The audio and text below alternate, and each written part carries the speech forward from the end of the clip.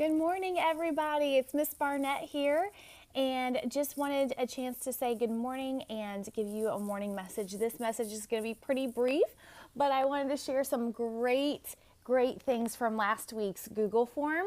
So thank you to all of those who've been participating with that. Sorry, I can't get my camera right. It's being weird today.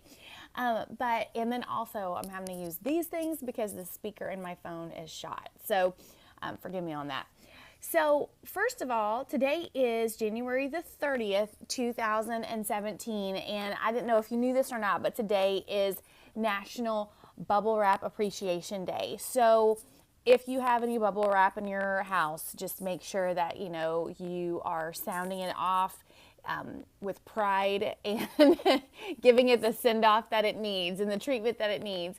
Also tomorrow is Backwards Day, National Backwards Day. So I'm going to invite everybody that wants to be prepared. You're going to have the option to go on the camera tomorrow during any Class Connects and show us maybe your hat backwards or your outfit backwards, but tomorrow is National Backwards Day. So think about that.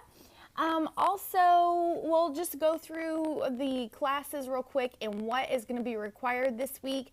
A couple of things that's in your newsletter. One thing that as sixth grade, we're saying that for second semester, all units will be closed 2 weeks after the date that they are due. So please make sure that you are keeping up with your records. So I'm going to be reading this as I'm talking to you. See, that camera is throwing me off. All right, there's a bunch of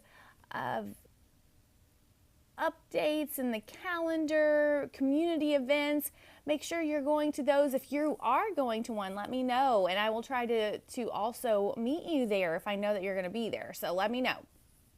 And so for math, it looks like you're going to continue on with ratios, and there are 3 quizzes. You're going to have one today on Monday, and you're going to have one on Wednesday and Thursday. So be ready for that. And then in English, you're continuing that theme of influential people. You're going to be having 1, 2, 3 quizzes this week, Monday, Wednesday, and Friday. And those are just those short quizzes, though. It shouldn't be anything super long or hard. And you've got unlimited attempts. So please make sure you're doing your best to master those. And then in science, more about weather and climate. And you have 2 work samples that can be turned in this week. So make sure that you're doing that. They will not be graded, but just for turning them in, you get 10 bonus points. That's like 2 quizzes. So that's like free points for science. So make sure that you are doing that. And then besides that, you have 2 computer quizzes as well, those 5-question quizzes. History is pretty straightforward, still continuing on with Greece and Alexander the Great, the 3 great thinkers of philosophy, some really great things. You have just 1 quiz, 1 lesson assessment, and that's on Wednesday. So pretty easy going week this week. Just make sure that you're staying on top and doing all the slides. Quick reminder that English is a 90-minute block, science is 60 minutes, history is 60 minutes, and math is 60 minutes. So make sure you're spending your full amount of time on that. Any questions, let me know. Learning coaches. Today, I am going to be running a new report. They've just came out. It will let me know any lessons that your students have not completed or any quizzes that your students have not completed last week.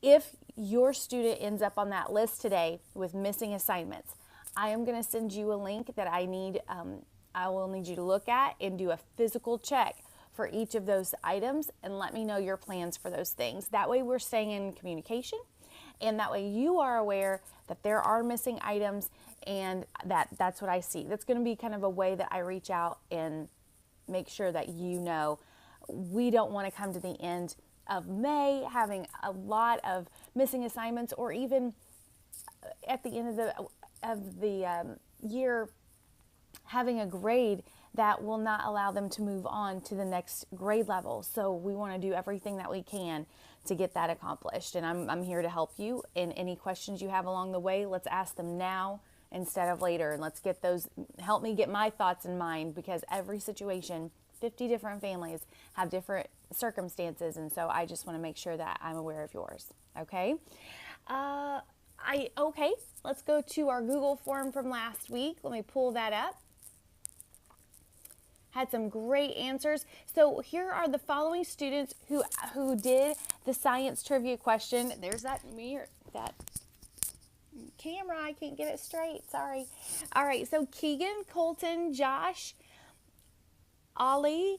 Oh, our new student participated. Awesome. Devin, Xander, Gabriel, Jesse, and Josiah. So thank you guys for participating in this. And our question was talking about a science trivia question was